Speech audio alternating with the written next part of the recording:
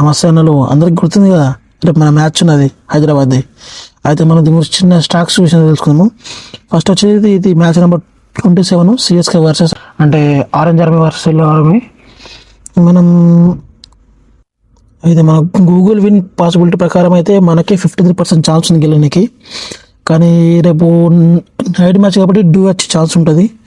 ఒకవేళ టాస్ గెలిచిన team fielding ఎంచుకుంటే జర గెలనికి ఛాన్సెస్ ఎక్కువ ఉంటాయి, ఎందుకంటే మ్యాచ్ నైట్లో జరుగుతుంది కదా. అయితే మనం హెడ్ టు హెడ్ ఒకసారి చూసుకుందాము. ఇప్పటికీ సిఎస్కే మన ఎస్ఆర్ఎస్ టీము 23 మ్యాచ్లు ఆడితే అందులో 15 సిఎస్కే గెలిచింది, 8 మనం గెలిచినాం. అంటే డామినేషన్ సిఎస్కే ఉంది. కానీ మన ఉప్పల్ స్టేడియం మనకు అనుకూలంగా పిచ్ ఇస్తే మాత్రం నంబర్ అని ఉంటుంది.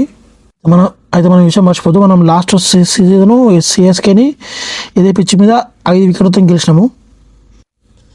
ఈసారైనా మనము జర టాస్ గెలాలని కోరుకుందాం, ఎందుకంటే లాస్ట్ 5 మ్యాచ్లలో ఒకసారి కూడా మనం టాస్ గెలినాము. ఈసారి జర టాస్ గెలిచి ఫస్ట్ ఫీల్డింగ్ ఎంచుకొని అలాంటి ఛాన్స్ ఇద్దాం, ఎందుకంటే మన దాంట్లో కూడా కొత్త బౌలర్లు వాళ్ళిద్దరు న్యూ బౌలర్ మంచిగా వేసారు కదా. చూద్దాం ఈసారి ఎట్లెట్లో రేపు. ఇంకోటి మనకు ఇంకో గుడ్ న్యూస్ ఏంటంటే మన ప్యాట్ కమిన్స్ 20వ తారీఖు మ్యాచ్ ఉంది కదా ఆర్ఆర్తోని, అప్పుడు ఖచ్చితంగా వస్తుందనేది విశేషం అయితే తెలిసింది. అయితే మనం కొంచెం టీంల గురించి కొంచెం తెలుసుకుందాము. అయితే సిఎస్కే వస్తే మన ఋతురాజ్ కాకా మన సంజు కాకా అయితే ఓపెనింగ్ చేస్తారు కదా.